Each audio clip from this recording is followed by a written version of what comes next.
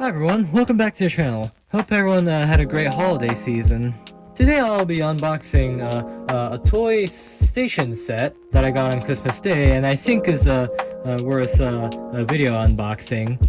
Here it is, Union Station. For the Thomas fans who are watching my channel, either it's my Tales of the Northwestern series, or it's my model unboxing videos, or my making of. Wind Railway is a company owned by the TV show of Thomas, whether it's Hit or Mattel. And because of Wind Railway, it also inspired other companies to make wooden toys of their own. Most famously Brio, and based on the country or city you're living in, even some of its real-life trains from a specific train line even gets its own wooden railway set. This is the first one in Toronto from the Toronto Transit Commission. The Union Station platform in Line 1, the Yonge University line. The Yonge University line runs from Finch all the way to Vaughan Metropolitan Center. At first I never thought there would actually be a wooden railway of the TTC. But I've always dreamed of it because I've experienced it many times in Playrail. For Playrail, they don't just do Thomas stuff, but they also did Chuggington and Disney Dream, and even trains in real life in Japan. Either they're public railways or private railways or subways, etc. So it's like, for example, if those same kind of patterns were in Wind Railway or Trackmaster in the US, maybe there would be like a Trackmaster of the Canadian, or like a Wind Railway of some kind of like American diesel shunter or freight train. And so let's start to unbox this. In which, because I got it on Christmas near the TV, I already opened the tape of it, and from the inside, it looks pretty great. With the oval-shaped track, the station right here covered with this, and the wooden figurine. The only figurine I've ever had in my wooden collection is her Top Hat from the Virgin Crane Figure 8 set. It also comes along with the TTC sign, the board sign, like in the stations in real life, where you mind the gap and stand back behind the yellow line. Even the line here saying line 1, and the streetcar transfer, which it does transfer to the Harborfront streetcar and the Spadina streetcar. Oh, right. There's even a guide in it showing which part is which. So this part is actually a bench. In the TTC, these are like red covered benches seen in most of the stations in the TTC. If it's an island type platform. We even got the wall of the Union Station platform.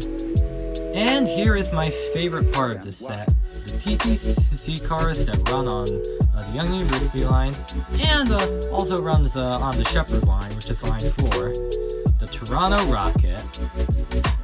It has a lot of cool details, like the top here, except without the fans and the bolts. The face here is also really well designed, with the actual face being correct, and even with one side being Finch, and the other side saying Vaughan, which is both ends of the line. The real-life Toronto Rocket is kind of like a bit curved at the front, and because the one is new with TTC, it's a flattened front, like the T1 subway that's used on line 2. Although the thing here that I really find annoying in this is that it seems to have a conductor slash driver's seat on both sides, which is not something that's in real life, and I just don't get why they did this. They could have just like have one side like this and the other, that, so that it can be much more accurate to real life, because it can easily be told if there's this one door this next to this main automatic door, which is the part where the conductor and the driver gets in, and which this side doesn't. The only subway trains I remember that have this pattern that has the driver's seat on both sides is the Ginza line and the Marunouchi line in Tokyo Metro subway in Tokyo. But that was a long time ago in the 50s, so I'm wondering just why the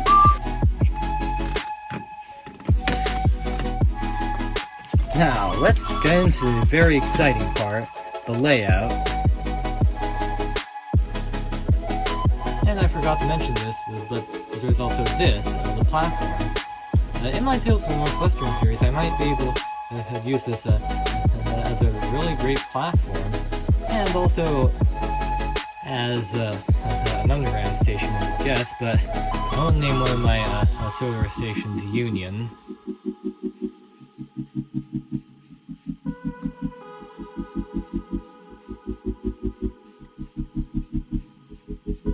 And there we go, the layout is finished.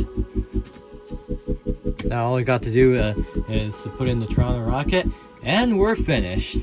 This is the Union Station set. Now if I'm going to run this, I need to go around this, and if I go here, it'll block my vision. So for this I'm going to use my first motor wooden toy, an H2O steam train, which I'm planning to use as the Marklin engine in my Tales of the Northwestern series. It's an actual working steam that's not hot and operates by water. Well, it's battery powered, but the steam is by water.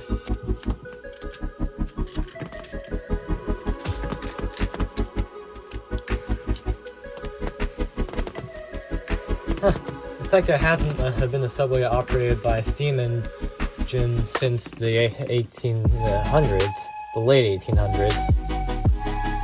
Oops, I was going to turn it off.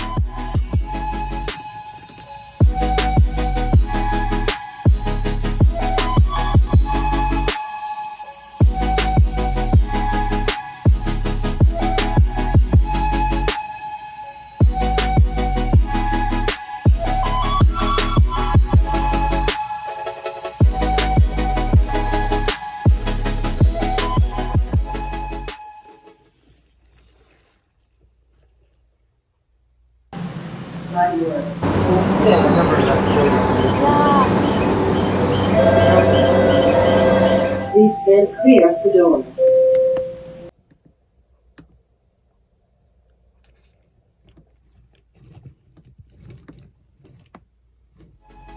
So overall, this Union Station set is pretty darn great. This is details from the benches to all of the stations, to even the signs of this, to the oval shape.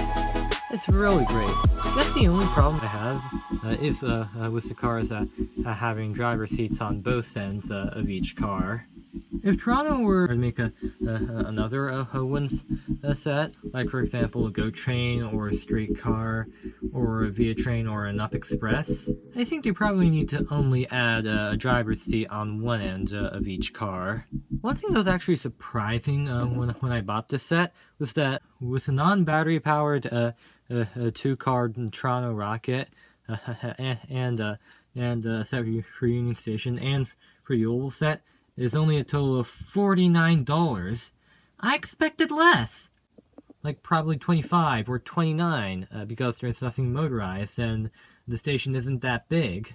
I mean, it's a new toy, and if it's rare, I won't blame the price. So, that was all folks. See you in the next video. You can either subscribe, comment, or get the f*** out.